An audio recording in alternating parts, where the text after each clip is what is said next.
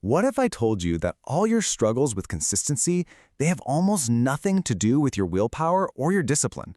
What if the real problem isn't you, but the advice you've been following your entire life? So, we're going to dive into what I call the architecture of consistency, and we're going to tear down a really popular myth. See, the people you look up to, the ones who seem to have it all together, they're not consistent because they're superhumanly strong. They're consistent because they've basically set up their lives so that consistency is the easiest possible choice. Here's how we're going to break it down. First, we'll expose what I call the consistency lie. Then, we'll dig into this powerful idea of focusing on identity, not action. After that, we get practical. We'll show you how to design your system, and finally, we'll give you the mindset you need to play the long game. Okay, so let's jump right into part one, the consistency lie. We're about to get into this really fascinating, kind of backwards reason why your own brain might be the biggest thing standing in the way of your goals. You know this advice, right? We've all heard it a million times. It's the heartbeat of hustle culture. Just grind it out, be more disciplined, and everything will work out. It sounds so straightforward, but if it were really that simple, why do so many of us find it so hard? Well, here's the twist. That advice, it flies directly in the face of your own biology. The truth is, your brain is hardwired for one thing, survival. And that often means it's not really on your team when it comes to those big, ambitious goals you have. And this right here shows you exactly what's going on under the hood. For millions of years, your brain has had a very clear job description. Conserve energy, stay away from danger, and just keep doing the things that are safe and familiar. It's built to value efficiency way more than ambition. It wants the easy path. So every time you try to force a new habit, you're literally picking a fight with your own survival code. So if fighting our own biology is basically a losing battle, what's the alternative? Well, that brings us to the solution in section 2. We need to shift our focus away from action and onto identity. This is what I like to call the 0.01% rule. It's all about making these tiny, almost unnoticeable changes that lead to huge results. Now, look at the difference here. It is so subtle, but it is everything. Most of us focus on the action. I will go to the gym. That requires a fresh dose of willpower every single day. But the top performers, they focus on their identity. I am the type of person who doesn't skip workouts. See the difference? When something is just who you are, you don't have to debate it. You just do it. And there's a really powerful psychological reason for this. It's called self-concept reinforcement. Your brain is basically a storyteller, and its main job is to make sure your actions match the story it's telling about you. It's this constant automatic background process trying to prove that you are who you think you are. So here's the bottom line. Stop trying to fight your brain and start working with it. When you change the story, when you shift your identity, your brain switches sides. It becomes your ally instead of your adversary, and it starts working for you, which makes consistency feel almost automatic. And that leads us perfectly into section 3. How do we actually build a system that supports this new identity? Because here's a hard truth. Your environment is always going to be more powerful than your willpower. This is where that 0.01% rule really shines. It's the small, repeatable things that build a powerful system. You know, huge empires didn't just collapse in one day. They fell apart because of thousands of tiny, repeated weaknesses. Well, success works the exact same way, just in the other direction.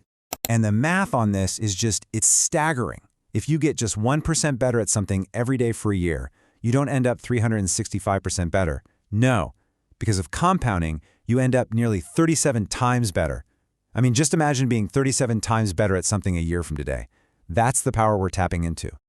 So how do you make sure you get those daily 1% wins? You become an architect of your own environment. You design friction for the bad habits and flow for the good ones. I mean, think about someone like Steve Jobs wearing the same black turtleneck every single day. That wasn't a fashion choice, it was environmental design to eliminate one decision. Or Jerry Seinfeld's famous "don't break the chain" method. Drawing a big red X on a calendar every day, he wrote jokes. He created a visual system he didn't want to ruin. They designed their environments to win. Please let this idea sink in. If you've ever struggled with being consistent, it is not because you're lazy or you lack character. It's because you had a badly designed system. I'll say it again. It is a design problem, not a personality problem. Your past doesn't define you here. All right, let's move on to our final section.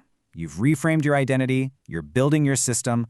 Now we have to talk about the psychology required to actually see this thing through for the long haul. This is the one simple rule that separates the amateurs from the pros. Perfection is a fantasy. You are going to miss a day. It's going to happen.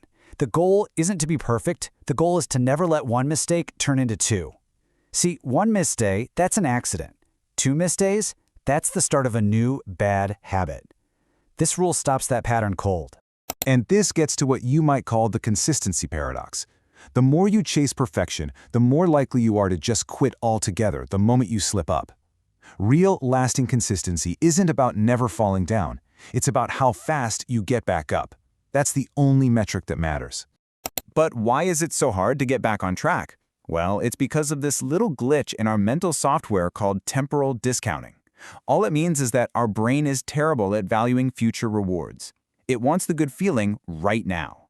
That's exactly why hitting next episode on Netflix feels so much better in the moment than studying for that exam that's still weeks away. So what do? You have to hack the bias. You have to bring the feeling of that future reward into the present. You do that by creating immediate feedback loops. You track your progress visually, just like Seinfeld's calendar. You give yourself little rewards for the small wins. You have to make your growth visible, because your brain needs to see that it's working to stay in the game. So let's bring this all home. We have been sold this idea of consistency that's all about brute force and hustle, waking up before the sun, grinding yourself into dust. But that is a recipe for burnout, not for a breakthrough. The real secret to transformation is actually much quieter than that. It's about becoming the kind of person who just shows up, especially when it's boring, when the progress feels painfully slow, and when absolutely nobody is around to give you credit for it. That's where the real change happens, in those quiet, invisible moments. Because in the end, success isn't built on these huge, heroic efforts. It's not about what you do once in a while when you feel motivated. It's forged in the small, unglamorous things that you do every single day without emotion until they just become a part of you. So the final thought I want to leave you with is this. Stop chasing motivation. It's a fleeting, unreliable feeling. Instead, become an architect. Intentionally design who you want to be. Methodically design the world around you to support that person. And you'll find that consistency is no longer something you have to force. It just becomes inevitable.